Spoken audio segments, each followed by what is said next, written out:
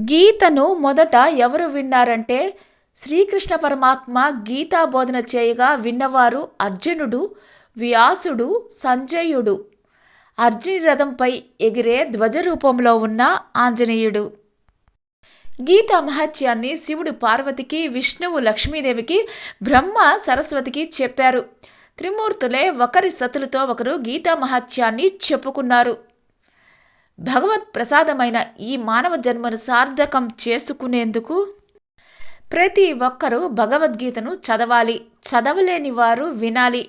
అది కూడా సాధ్యం కాని వారు కనీసం పూజ గదిలో ఉంచి పూజించాలి. గీతా గ్రంథాన్ని పఠించిన వారికే కాదు, పూజించిన వారికి ప్రయోజనకరమే.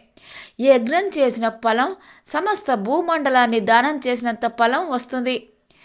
గీతా గ్రంథాన్ని పూజించినా, దానం చేసినా ఎంతో పుణ్యం లభిస్తుంది.